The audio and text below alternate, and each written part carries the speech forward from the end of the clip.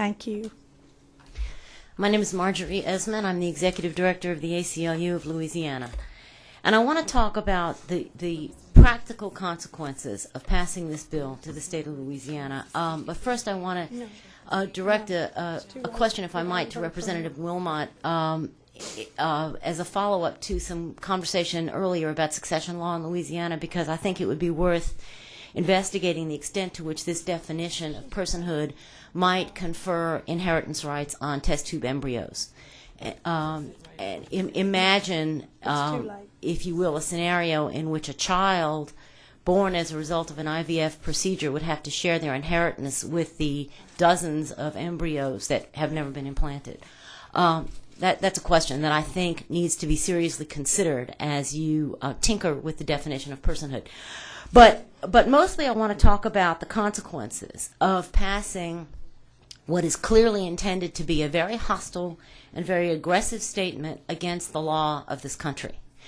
The consequences of passing a bill that everyone in this room knows will be illegal at the date of its passage, that will be illegal up until the moment that a Supreme Court may, but likely will not, uphold this bill.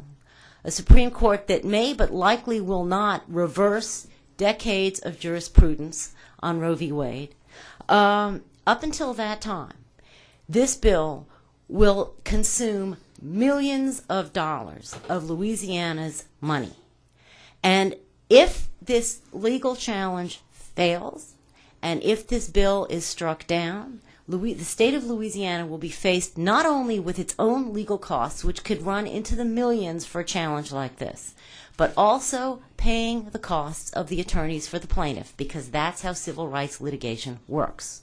So unless everybody in this room can come up with a line item for how they're going to allocate millions of dollars to a very expensive legal fight that is designed as a hostile and aggressive statement against the Supreme Court of this country, I don't think it makes sense to be considering this bill. We don't have the money to pay for this.